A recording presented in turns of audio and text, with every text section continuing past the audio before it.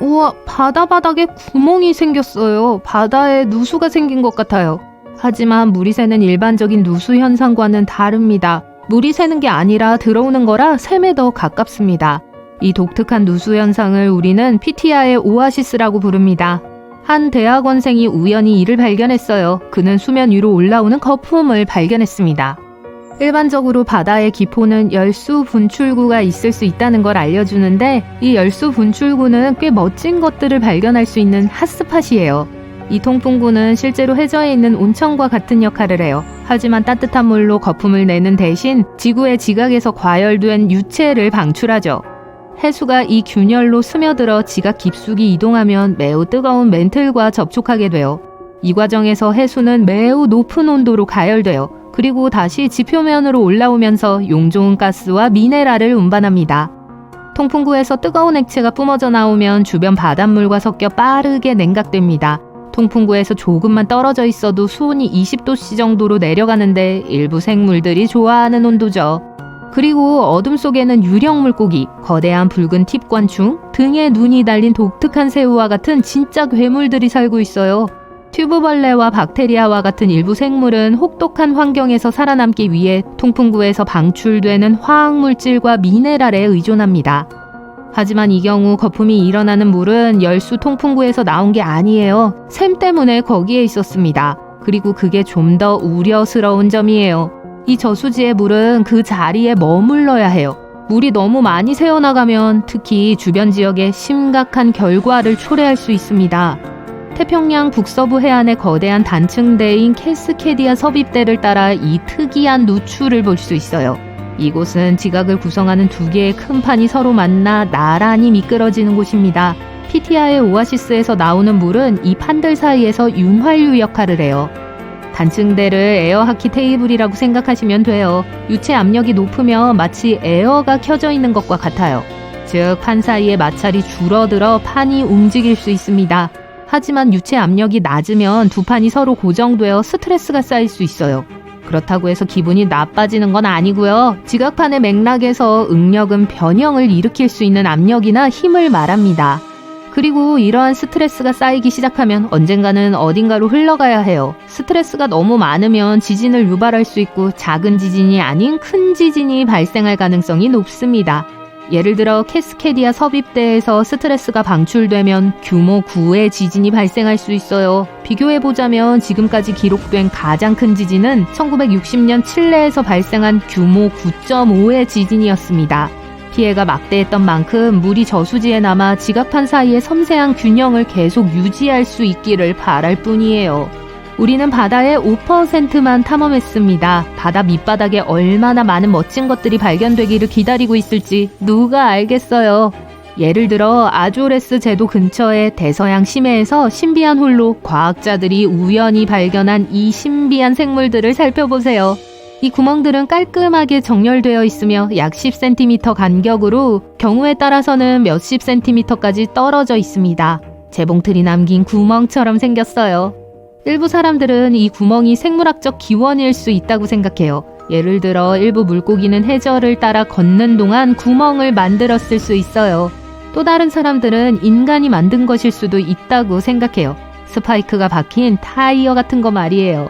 물론 이러한 구멍은 다른 행성에서 온 생물체가 구멍을 만들었다는 이야기를 만들어내기에 완벽해요. 아니면 네스호에서 볼 수 있는 괴물처럼 전설적인 괴물일 수도 있죠. 구멍의 대칭성을 설명하기는 어렵지만 한 심해 생물학자가 꽤 그럴듯한 설명을 내놓았습니다. 그는 퇴적물 아래에 굴을 파고 있는 동물이 있을 수 있다고 말했어요. 그리고 때때로 그 동물이 작은 굴에서 깨끗한 물 순환을 위해 작은 굴뚝을 만들 수 있다고 합니다. 각 구멍의 입구 주변에는 퇴적물이 쌓여 있는데 이는 무언가가 아래에서 흙을 밀어냈다는 생각을 뒷받침합니다. 하지만 이 구멍들이 실제로 지표면 아래에서 연결되어 있다는 증거는 아직 없어요. 그리고 고대 문명이 우리에게 남긴 바다와 해저에는 많은 것들이 숨어 있습니다. 볼리비아의 노스 윤가스 도로는 세계에서 가장 아름다운 도로 중 하나이자 가장 위험한 도로입니다.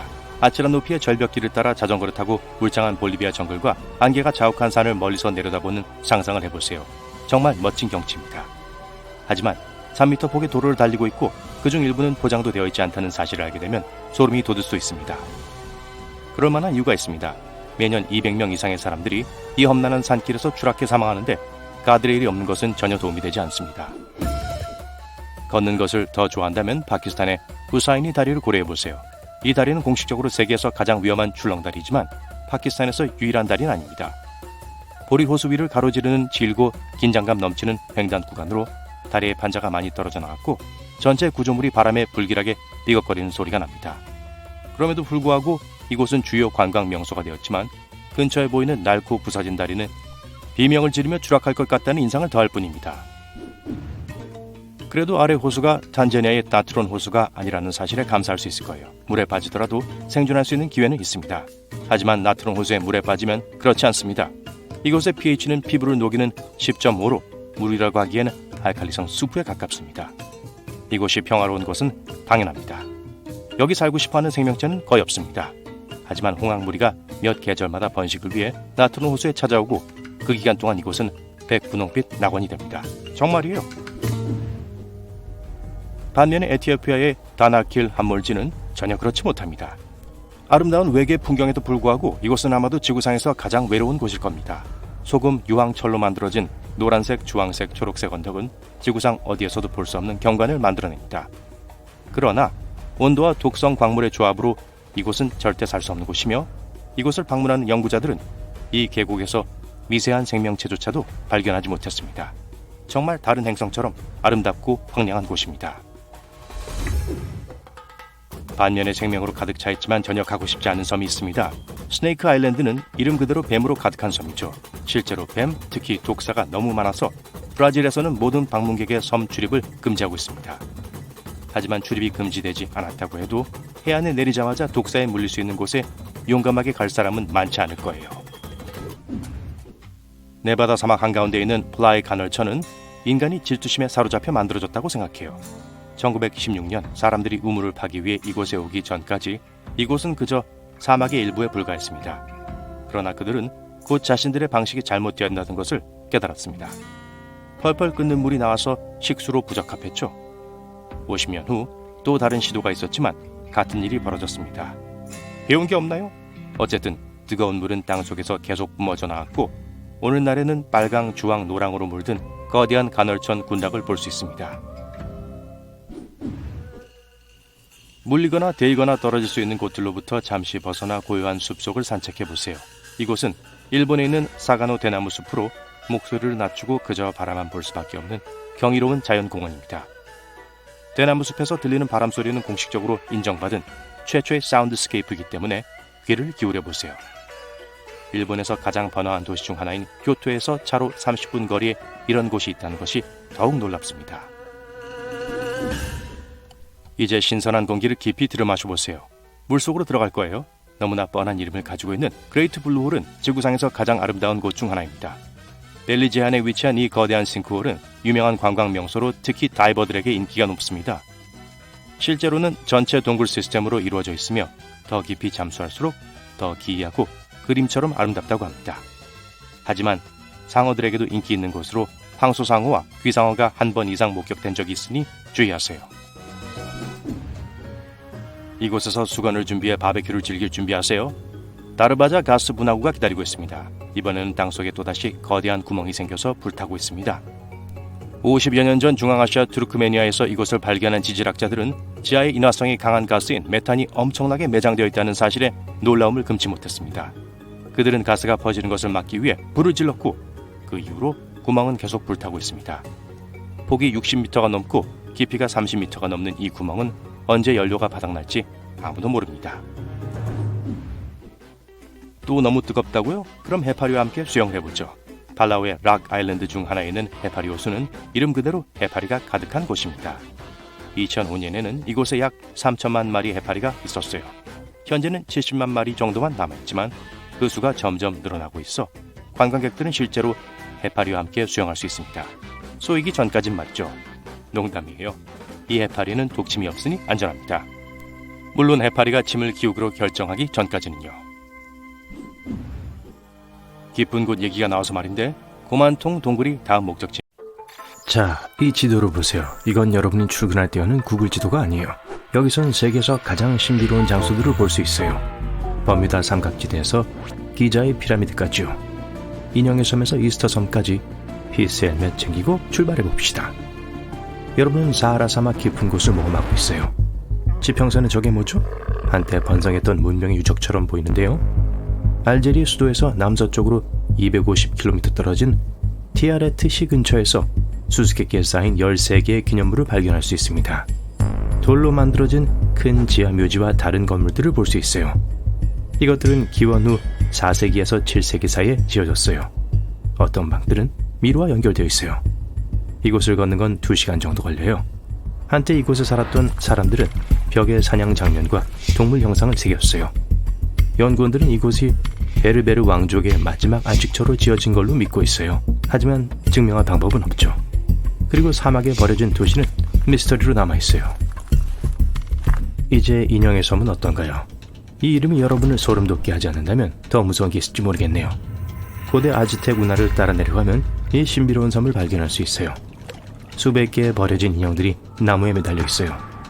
너무 많아 수를 세다가 놓쳐요. 전설에 의하면 어떤 남자가 이걸 매달았다고 해요. 그는 하나로는 충분하지 않다고 판단했어요. 그래서 나무에 인형을 매달면서 일생을 보냈어요. 소름 끼치네요. 소름 끼치는 이야기가 나와서 말인데요.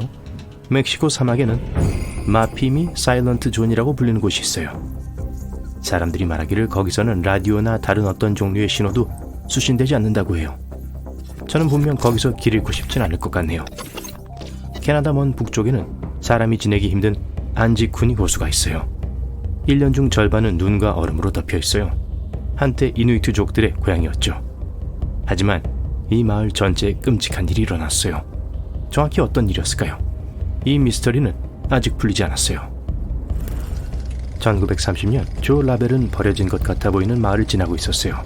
그는 뭔가가 이상하다는 걸 알아차렸죠. 소리나 사람의 활동 흔적이 없었어요. 그는 차례로 문을 열었지만 아무도 집이 없었어요. 마을 전체 주민들이 사라졌어요. 7마리의 썰매 개들만 남아있었는데 12개 여전히 묶여있었어요. 아직까지 아무도 이 실종에 대해 설명을 못하고 있어요. 세계에서 가장 큰 미스터리 중 하나는 기자의 피라미드예요. 기자의 피라미드 자체는 약 4,500년 전 파라오 쿠푸의 마지막 안식처로 지어졌어요. 이집트인들이 오늘날 우리가 이용하는 어떠한 기술도 없이 어떻게 피라미드를 지을 수 있었는지는 설명되지 않은 채 남아있어요. 흥미롭게도 피라미드는 오리온 자리의 세 별과 정렬하고 모두 북쪽으로 향하고 있어요. 옐로스톤 국립공원은 아름다운 걸로 유명하지만 기괴한 사고들로도 유명해요. 예를 들어 1929년 여름 그곳을 방문한 수백 명의 사람들이 아프게 되었어요. 모든 건 직원 6명에서부터 시작되었지만 빠르게 호텔의 다른 직원들과 손님들에게 퍼졌어요. 오늘날까지 무슨 일이 일어난 거지 알려지지 않았어요. 사람들은 같은 음식을 먹지 않았어요. 같은 수원의 물을 마시거나 같은 호텔에서 묵지도 않았고요. 만약 여러분이 그 지역에 간다면 이상한 게 있는지 꼭 잘 보세요. 노스 요크셔에 있는 리드강은 물건을 돌로 만든다고 해요. 전 세계 사람들이 이 현장을 직접 눈으로 보기 위해 와요. 관광객들과 현지인들은 우물에 다양한 물건을 남기기 위해 이곳으로 옵니다. 우물에 버려진 자전거가 며칠 뒤 돌로 변했어요. 오래된 곰인형이 돌조각이 됐죠. 많은 사람들이 이 물에 발을 들여놓는 누구든 비슷한 운명을 맞게 될 거라고 믿었어요. 하지만 과학자들에 따르면 이건 단지 자연스러운 현상이라고 해요. 이 지역의 물은 사물 주변을 코팅하는 미네랄이 풍부해요. 마치 돌로 만들어진 같아 보이게 만드는 이 단단한 껍데기예요. 어떻게 돌들이 혼자서 땅을 가로질러 갈 수 있죠? 캘리포니아 데스밸리 국립공원에 있는 건조한 호수바닥인 레이스트랙 플라야에서는 그렇게 갈 수 있어요. 항해하는 바위라고 불리는 이 움직이는 바위들은 1900년대 초부터 관찰되어 왔어요. 지역 주민들은 강한 바람이 바위를 밀어낸다고 믿었어요. 다른 이론들로는 자기장이 있었죠. 2014년 연구원들은 그 바위들이 사실 바람에 의해 움직이는 떠다니는 녹은 얼음 판넬들에 의해 떠밀렸다는 걸 알아냈어요. 과학이 해냈어요. 버뮤다 삼각지대는 세계적으로 유명한 악명 높은 곳이에요. 50여 척의 배와 20여 대의 비행기가 사라진 걸로 알려졌어요. 구조 임무대도 돌아오지 못했죠. 대서양 한가운데 플로리다 해안에서 떨어진 곳에 있어요. 이곳에 설명 안 되는 실종은 19세기 중반으로 거슬러 올라가요. 지역에서 배와 비행기가 왜 사라지는지에 대한 다양한 이론들이 있어요. 어떤 사람들은 항해를 어렵게 만드는 안개가 굉장히 짙게 낀다고 주장해요. 다른 이론에선 바다 표면으로 떠오르는 메탄이 그 미스터리에 대한 해답이 될 수 있다고 해요. 하지만 아직 어떠한 이론도 증명되지 않았어요. 파키스탄의 산악지대에서 잃어버린 도시 모헨조다로를 찾아볼 수 있어요. 이 고대 고고학 유적은 기원전 2500년으로 거슬러 올라가요. 과학자들은 이 도시가 인더스 문명에 의해 건설되었다고 믿고 있어요. 여기 잘 계획된 거리 격자가 있어요.